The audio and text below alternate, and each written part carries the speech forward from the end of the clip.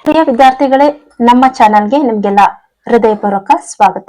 ಇಂದಿನ ತರಗತಿಯಲ್ಲಿ ನಾವು ಸರ್ವನಾಮವನ್ನ ತುಂಬಾ ಸರಳ ಮತ್ತು ಉದಾಹರಣೆಗಳ ಮೂಲಕ ಕಲಿತಾ ಇದ್ದೀವಿ. ಸರ್ವನಾಮ ಅಂದ್ರೆ ಏನು, ಸರ್ವನಾಮ ಗುರುತಿಸುವುದು ಹೇಗೆ, ಪರೀಕ್ಷೆಯಲ್ಲಿ ಸುಲಭವಾಗಿ ಉತ್ತರಿಸುವಂತಹ ವಿಧಾನವನ್ನ ಕೂಡ ಈ ಒಂದು ವಿಡಿಯೋದಲ್ಲಿ ತಿಳಿಸ್ಕೊಡ್ತಾ ಇದ್ದೀನಿ. We are going to learn about sarvanama. Will say in Kannada sarvanama, in English it is pronoun. Okay, ಸರ್ವನಾಮಗಳಿಗೆ we will say in English pronoun. ಈ ಕೆಳಗಿನ ವಾಕ್ಯಗಳನ್ನ ಗಮನಿಸಿ. Observe these sentences. ಪುಟ್ಟಿಗೆ ರೆಕ್ಕೆಗಳು ಬಂದವು. ಪುಟ್ಟಿ ಗಾಟ್ ಫೆದರ್ಸ್. ಅವಳು ಮೇಲಕ್ಕೆ ಹಾರಿದಳು. she flew away. in this example, ಇಲ್ಲಿ ನಾವು ಪುಟ್ಟಿ ಅನ್ನುವಂತಹ ಪದವನ್ನ ನಾಮಪದಕ್ಕೆ, ಅವಳು ಅನ್ನುವಂತಹ ಸರ್ವನಾಮ ಪದವನ್ನ ಬಳಸಿದ್ವಿ. ಮತ್ತೊಂದು example, one more example. Shantanu ಒಬ್ಬ ರಾಜ. Raja means king. Shanta is a name of a person. ಆತನು ಬೇಟೆಗಾಗಿ ಕಾಡಿಗೆ ಹೋಗುತ್ತಿದ್ದನು. He used to go to the forest for hunting. ಇಲ್ಲಿ ನಾವು ಶಂತನು ಅನ್ನೋ ಒಂದು ಹೆಸರಲ್ಲಿ ಆತನು ಅಂತ ಬಳಸಿದೀವಿ. ಇದನ್ನ ನಾವು ಸರ್ವನಾಮ ಅಂತ ಕೇಳ್ತೀವಿ. ಈ ಮೇಲಿನ ವಾಕ್ಯಗಳಲ್ಲಿ ಅಡಿಗೆರೆ ಎಳೆದ ಪದಗಳನ್ನ ಗಮನಿಸಿ. Observe these sentences. Which one? Underlined sentences, underlined words. ಮೊದಲನೆಯ ವಾಕ್ಯದಲ್ಲಿ in first sentence, ಅವಳು ಎಂಬ ಪದವು ಪುಟ್ಟಿ ಎಂಬ ಪದಕ್ಕೆ ಬದಲಾಗಿ ಬಳಸಲಾಗಿದೆ. ಸಿಯ ಪುಟ್ಟಿ ಅನ್ನೋ ಪದಕ್ಕೆ ಬದಲಾಗಿ ಅವಳು ಅನ್ನೋ ಪದವನ್ನ ನಾವು ಬಳಕೆ ಮಾಡಿದೀವಿ.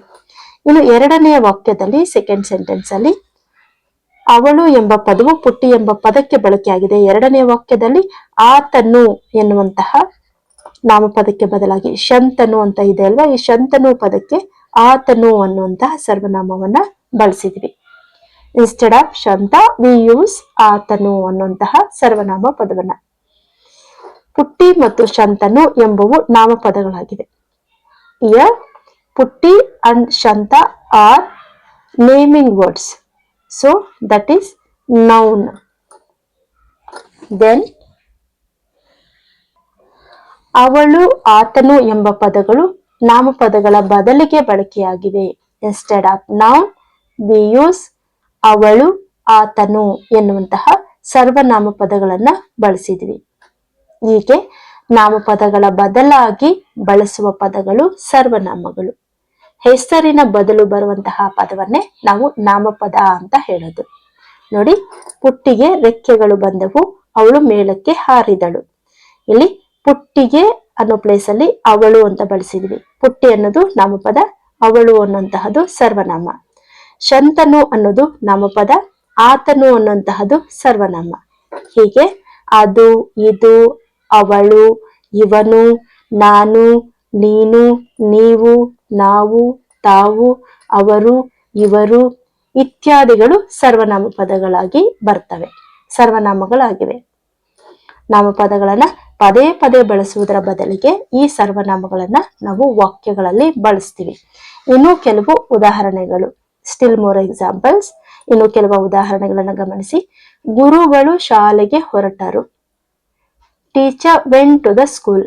ಅವರು ಕೈಯಲ್ಲಿ ಪುಸ್ತಕ ಹಿಡಿದಿದ್ದರು. He was holding the textbook in his hand. ಇಲ್ಲಿ ಅವರು ಅನ್ನುವಂತಹದ್ದು ಸರ್ವನಾಮ ಪದ ಆಗುತ್ತೆ. ನೆಕ್ಸ್ಟ್ ಎರಡನೇ ಉದಾಹರಣೆ ನೋಡಿ. ಮೋತಿ ಜಾನ್ಸನ್ನ ನಾಯಿ. ಅದು ಆತನಿಗೆ ಬಲು ಪ್ರಿಯ. ಇಲ್ಲಿ ಮೋತಿ ಜಾನ್ಸನ್ ಅನ್ನೋದು ನಾಮಪದ, ಮೋತಿ ಅನ್ನೋದು ನಾಮಪದ, ಆತನಿಗೆ ಅದು ಅನ್ನುವಂತಹದ್ದು ಸರ್ವನಾಮ ಪದಗಳು. ಅದು ಮತ್ತು ಆತನಿಗೆ are sarvanama words. One more example. Yasmin ಮತ್ತು ಉನ್ನತಿ ಇಬ್ಬರು ಗೆಳತಿಯರು. There are two friends, Yasmin and Unnati. ಇವರು ಒಮ್ಮೆ ಪ್ರವಾಸ ಹೊರಟರು. ಸಿ, ಇಲ್ಲಿ ಇಬ್ಬರು ನೇಮ್ಸ್ ಅನ್ನ ಬಂದಿದೆ, ಯಾಸ್ಮಿನ್ ಮತ್ತು ಉನ್ನತಿ. ಈ ಇಬ್ಬರಿಗೆ ನಾವಿಲ್ಲಿ ಇವರು ಅನ್ನೋ ಸರ್ವನಾಮ ಬಳಸಿದೀವಿ. This is called sarvanama. ಮೇಲಿನ ವಾಕ್ಯಗಳಲ್ಲಿ ಅವರು, ಅದು, ಇವರು ಎಂಬ ಪದಗಳು ನಾಮಪದದ ಬದಲಾಗಿ ಅದರ ಸ್ಥಾನದಲ್ಲಿ ನಾಮಪದವನ್ನ ಸೂಚಿಸುತ್ತವೆ. ನಾಮಪದದ ಬದಲಿಗೆ ಅದರ ಸ್ಥಾನದಲ್ಲಿ ನಿಂತು ನಾಮಪದವನ್ನ ಸೂಚಿಸ್ತಾ ಇರ್ತವೆ. ಅಂತಹ ಪದಗಳನ್ನೇ ನಾವು ಸರ್ವನಾಮಗಳು ಅಂತ ಹೇಳುವಂತಹದ್ದು. ಟೋಟಲ್ ಆಗಿ ಸಿಂಪಲ್ ಆಗಿ ಹೇಳಬೇಕು ಅಂದ್ರೆ ಹೆಸರಿನ ಬದಲು ಬರುವಂತಹ ಪದವನ್ನ ನಾವು ಸರ್ವನಾಮ ಅಂತ ಹೇಳ್ತೀವಿ. ಇದಾಗಿದೆ ಕನ್ನಡ ವ್ಯಾಕರಣ ಸರ್ವನಾಮ.